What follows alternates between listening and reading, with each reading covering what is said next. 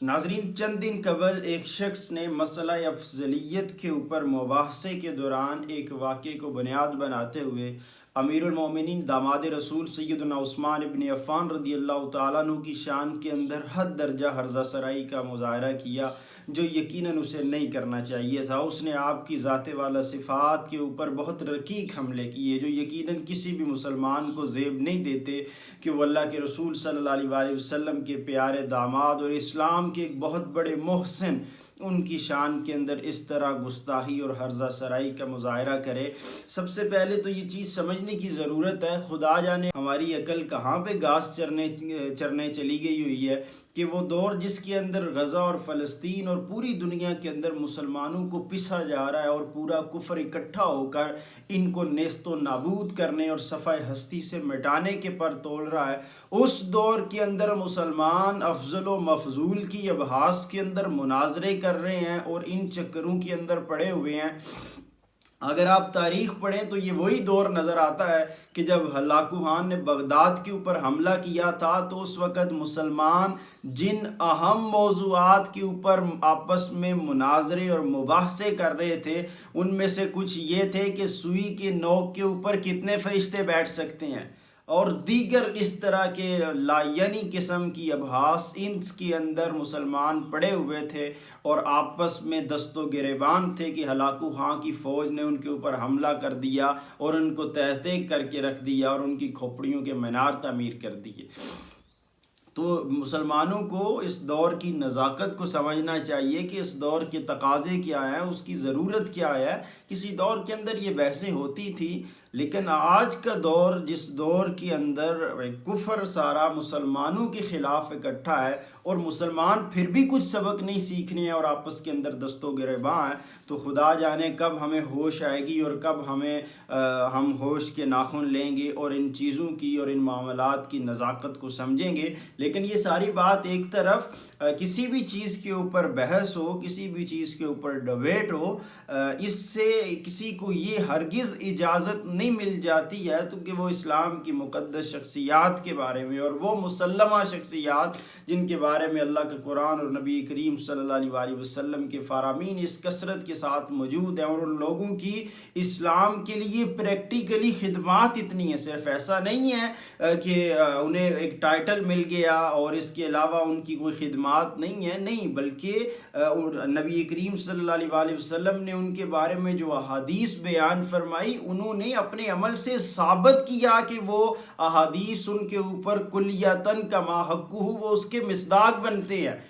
نبی کریم صلی اللہ علیہ وآلہ وسلم کی ایک بڑی خوبصورت حدیث پاک ہے، غزوہ کے موقع پر حضرت عثمان نے بے شمار مال اللہ کے رسول کی بارگاہ میں اسلام کی خاطر وقف کیا، تو رسول اللہ صلی اللہ علیہ وسلم نے فرمایا تھا عثمان آج کے بعد جو چاہے کرتا رہے، اس کے اوپر اس سے کسی بھی عمل کی باز پرس نہیں ہوگی۔ تو اس کا مطلب یہ نہیں ہے کہ اس کے بعد انہوں نے اللہ کی اطاعت اور تقوی کو چھوڑ دیا تھا، بلکہ ہم اگر ان کی بعد والی زندگی کو پڑھیں تو انہوں نے اسلام کی جتنی خدمت کی، خود کو اسلام کے لیے جتنا وقف کیا، اسلام کی جتنی قربانیاں دیں، یہ شاید ہی پوری اسلامی تاریخ کے اندر کسی اور انسان کی اتنی قربانیاں آپ کو نظر آتی ہوں جتنا مال اور دولت اللہ کے رسول صلی اللہ علیہ وآلہ وسلم کی بارگاہ میں حضرت سیدنا عثمان غنی رضی اللہ تعالیٰ عنہ نے پیش کیا۔ تو ان کے بارے میں بات کرتے ہوئے، ان کے بارے میں اپنا کوئی آرگومنٹ پیش کرتے ہوئے، ان کے کسی عمل کے اوپر کمنٹ کرتے ہوئے ہمیں اللہ اور اس کے رسول کا خوف رکھنا چاہیے اور اس چیز کو پیش نظر رکھنا چاہیے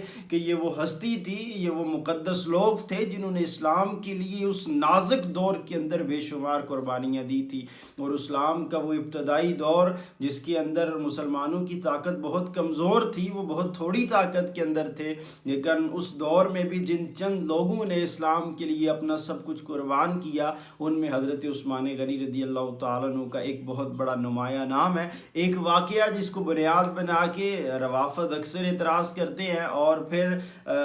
جس شخص نے سیدنا عثمان کی شان کے اندر ہرزہ سرائی کی، اس نے بھی اسی واقعے کو بنیاد بنایا کہ حضرت عثمان غنی رضی اللہ تعالیٰ عنہ کا غزوہ احد کے دن جب کفار نے دوبارہ اچانک حملہ کیا تو مسلمانوں کے قدم ڈگمگا گئے تھے، ایک بے یقینی کی کیفیت پیدا ہو گئی تھی، تو وہ لوگ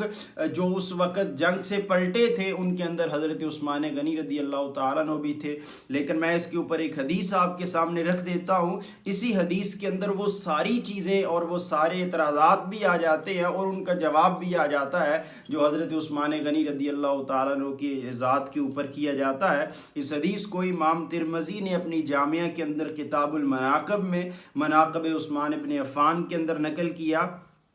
عثمان بن عبداللہ بن محب سے روایت ہے کہ اہل مصر میں سے ایک شخص نے بیت اللہ کا حج کیا، تو اس نے کچھ لوگوں کو بیٹھے دیکھا تو پوچھا یہ کون لوگ ہیں؟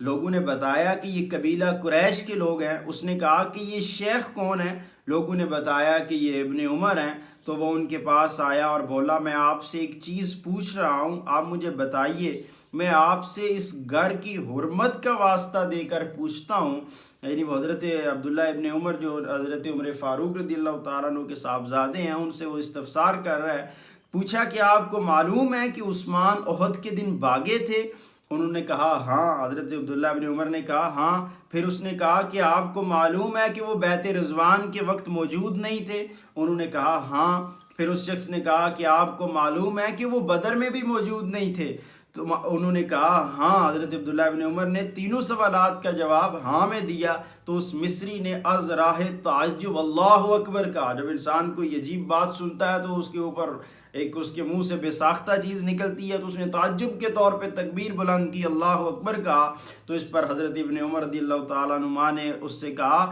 آؤ میں تیرے سوالوں کو تم پر واضح کر دوں۔ رہا یعنی حضرت امیر المؤمنین سیدنا عثمان ابن عفان کا احد کے دن بھاگنا، تو گواہ ہے کہ اللہ نے انہیں معاف کر دیا ہے اور بخش دیا ہے۔ یہ قرآن پاک کے اندر اللہ تعالیٰ نے آیت سورہ آل عمران کے اندر 155 نمبر آیت کے اندر اس چیز کو بیان فرما دیا، یعنی تم میں سے جن لوگوں نے اس دن پیٹھ دکھائی تھی تو اللہ تعالیٰ نے ان کو معاف فرما دیا ہے، اور اللہ تعالیٰ بخشنے والا اور تحمل والا ہے۔ یہ پوری ایک آیت ہے، لیکن اس آیت کے اندر اللہ تعالیٰ نے غزوہ احد کے دن جن مسلمانوں سے یہ لغزش ہوئی، اللہ تعالیٰ نے ان کو معافی کا معاہدہ جاں فضا سنا دیا، ان کے لیے واضح اعلان کر دیا، اور یہ قیامت تک قرآن کے اندر اعلان موجود ہے کہ سب کے اوپر یہ واضح رہے کہ اس دن جو غیر یقینی کی صورتحال پیدا ہوئی اور جن مسلمانوں کے قدم ڈگمگائے، اللہ تعالیٰ نے ان کو معاف فرما دیا ہے۔ تو جب اللہ تعالیٰ نے ان کو معاف فرما دیا تو پھر اس کے بعد کسی شخص کا یہ حق نہیں بنتا ہے کہ وہ ان کے اوپر اعتراض کرے، اور نبی کریم صلی اللہ علیہ وسلم کی زبان مبارک سے حضرت عثمان کے بارے میں غزوہ احد سے بعد بہت زیادہ فضائل والی احادیث منقول ہے، جو غزوہ احد کے واقعہ کے بعد حضرت عثمان غنی رضی اللہ تعالیٰ عنہ کی شان کے اندر نبی کریم صلی اللہ علیہ وسلم کی زبان مبارک سے الفاظ نکلے، تو ہم اگر انہی احادیث کو پیش رکھیں تو جب اللہ نے معاف کر دیا، رسول اللہ صلی اللہ علیہ وسلم نے معاف کر کے ان کو سینے سے لگا لیا، تو پھر کسی زید بکر کی یہ اس کو حق نہیں پہنچتا، اس کی یہ جرت نہیں ہونی چاہیے کہ وہ عظیم صحابی رسول سیدنا عثمان ابن عفان کی شان کے اندر اس قدر ہرزہ سرائی کرے۔ میں یہ حدیث مکمل کر دیتا ہوں۔ فرمایا کہ گوار ہے کہ اللہ نے انہیں معاف کر دیا اور بخش دیا ہے، اور دوسرا جو اعتراض اس نے کیا تھا کہ رہی بدر کے دن ان کی غیر حاضری، تو ان کے نکاح میں رسول اللہ صلی اللہ علیہ وسلم کی صاحبزادی تھی، اور رسول اللہ نے ان سے فرمایا تمہیں اس آدمی کے برابر ثواب اور مال غنیمت میں سے حصہ ملے گا جو بدر میں حاضر ہوگا، یعنی ان کو غیر حاضری کی جو اجازت ہے وہ خود رسول اللہ صلی اللہ علیہ وسلم نے عطا فرمائی، اور ان کے لیے اجر کا بھی اعلان کیا اور مال غنیمت کا بھی اعلان کیا، اسی شخص کی مثل جو میدان بدر کے اندر جنگ کے دوران حاضر رہا۔ پھر فرمایا اور رہی ان کی بیت رضوان سے غیر حاضری، تو اس کی وجہ یہ ہے کہ اگر عثمان سے بڑھ کر وادی مکہ میں کوئی باعزت ہوتا تو عثمان کی جگہ رسول اللہ اسی کو بھیجتے۔ رسول اللہ نے عثمان ابن عفان کو مکہ بھیجا، اور بیت رضوان عثمان کے مکہ جانے کے بعد ہوئی۔ پھر رسول اللہ نے بڑی خوبصورت حدیث پاک، بڑی خوبصورت آگے الفاظ ہیں، کہا پھر رسول اللہ نے اپنے دست مبارک سے اشارہ کرتے ہوئے فرمایا یہ عثمان کا ہاتھ ہے، اور اسے اپنے دوسرے ہاتھ پر مارا اور فرمایا یہ عثمان کی طرف سے بیعت ہے۔ تو ابن عمر نے اس سے کہا اب یہ جواب تو اپنے ساتھ لیتا جا۔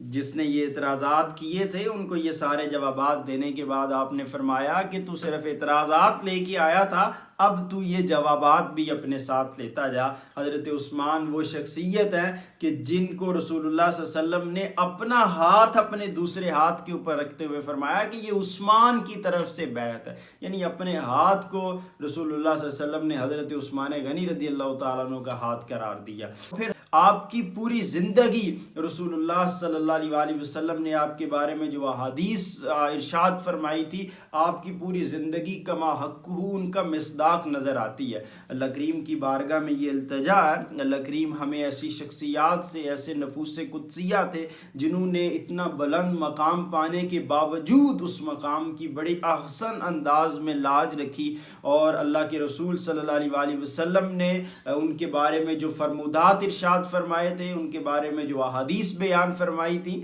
انہوں نے اپنے آپ کو کما حقہ اس کا مصداق ثابت کیا اور اسلام کے لیے اپنی پوری زندگیاں وقف کر دیں اور اسلام کی سربلندی کے لیے دن رات اپنے بسر کرتے رہے۔ اللہ کریم کی بارگاہ میں التجا ہے، اللہ کریم ہمیں ان شخصیات کا ادب اور احترام کرنے کی توفیق عطا فرمائے۔